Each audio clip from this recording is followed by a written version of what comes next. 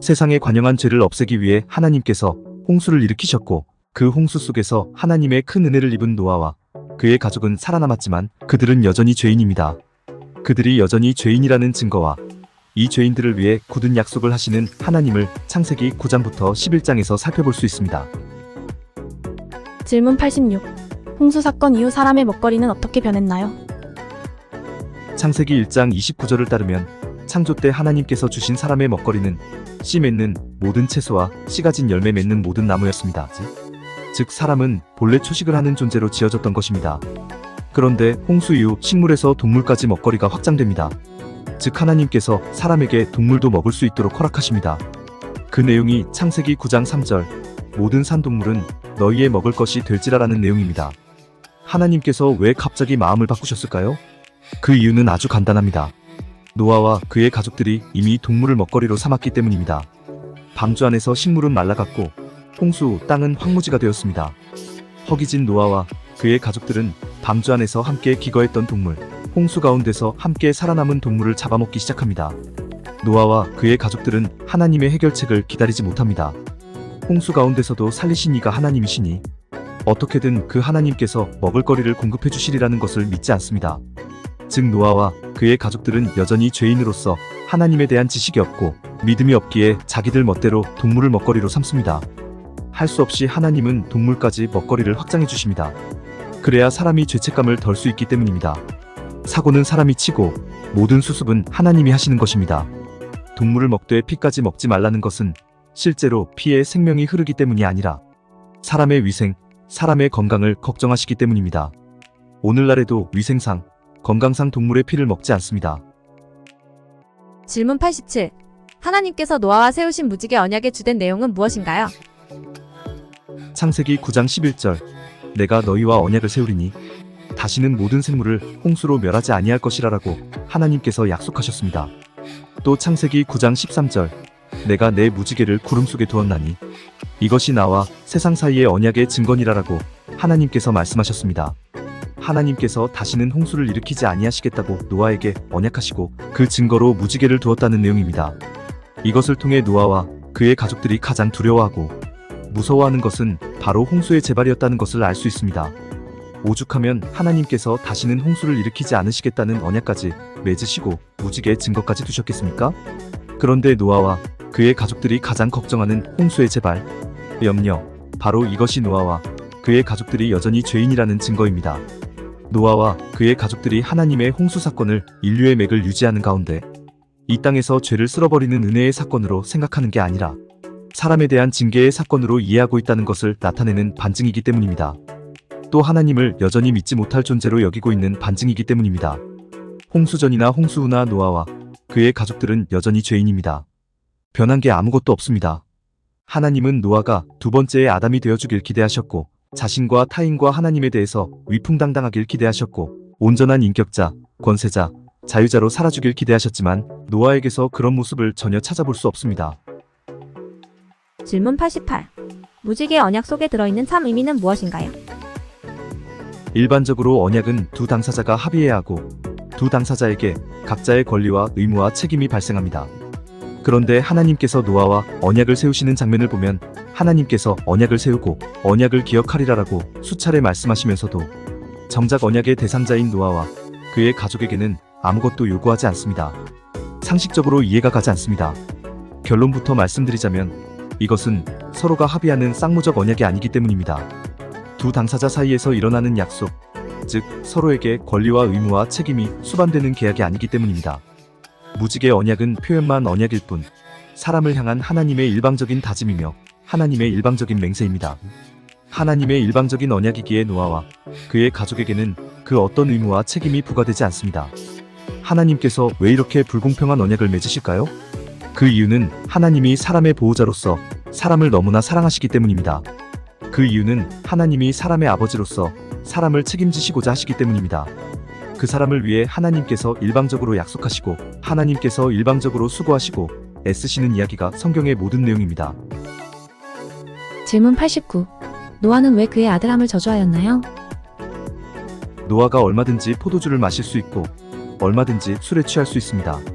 술에 취한 노아가 장막 안에서 벌거벗고 잠들 수 있습니다.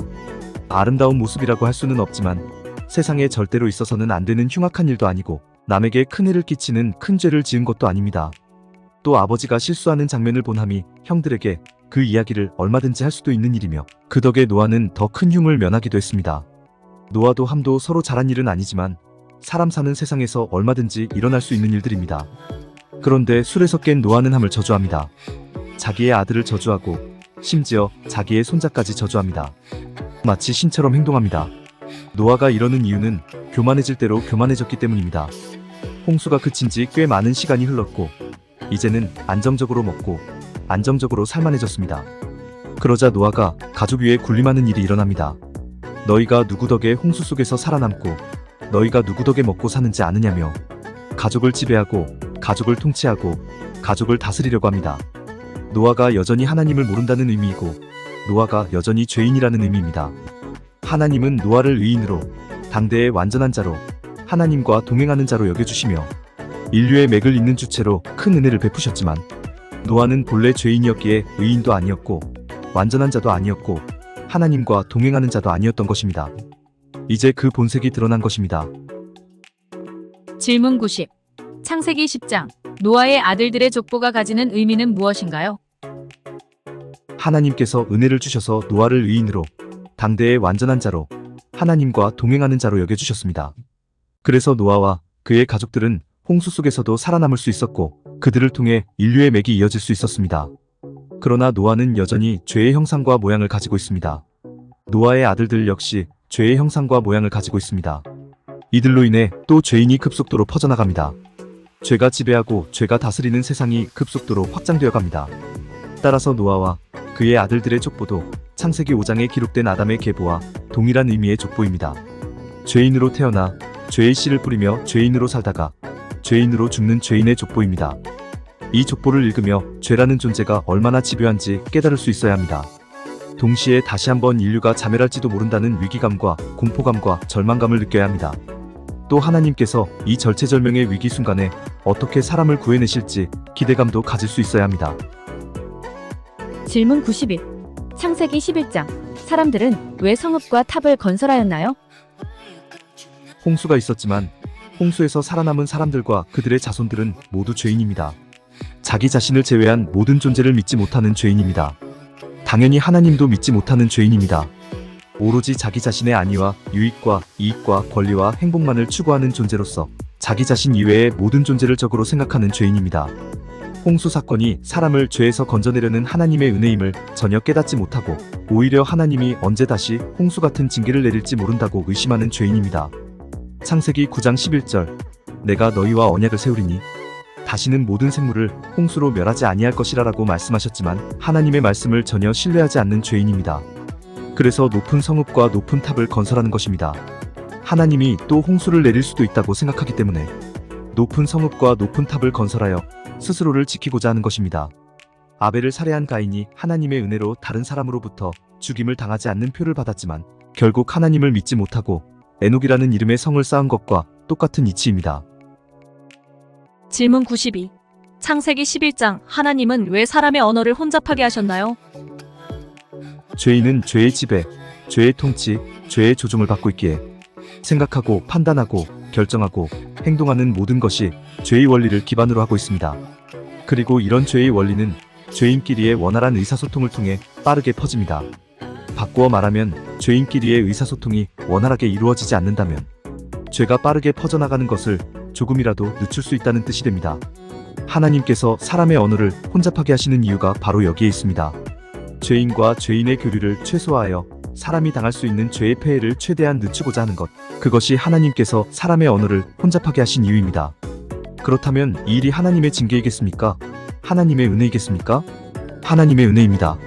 죄인은 하나님을 떠난 초라한 존재, 불쌍한 존재, 대책 없는 존재이기에 하나님의 은혜가 필요하다는 것을 하나님은 너무나 잘 알고 계십니다. 초라하고 불쌍하고 대책 없는 존재에게는 징계나 징벌이 필요한 게 아니라 사랑과 은혜가 필요하다는 것을 하나님은 너무나 잘 알고 계십니다. 질문 93. 창세기 11장. 셈과 데라의 족보가 보여주는 의미는 무엇인가요? 죄인은 죄의 지배, 죄의 통치, 죄의 조종을 받는 존재이기에 생각하는 게 죄고, 판단하는 게 죄고, 결정하는 게 죄고, 행동하는 게 죄입니다. 그래서 죄의 심정과 마음, 죄의 성품과 속성, 죄의 가치와 원리는 사람 안에서 저절로 작동합니다. 죄에 대해서 단 한 번도 배운 적이 없는데도 사람들은 정말 신통할 정도로 죄적으로 살아갑니다. 이런 죄인과 죄인이 연합하면 더 큰 문제가 양산되리라는 것은 너무나 분명합니다.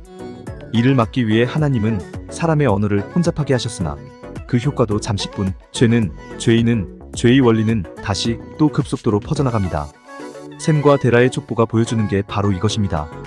홍수도, 언어의 혼잡도 죄의 확산에 크게 도움이 되지 못했다는 것을 셈과 데라의 족보가 보여줍니다. 이 족보를 보며 인류가 자멸할지도 모른다는 위기감, 공포감, 절망감을 다시 또 느껴야 합니다.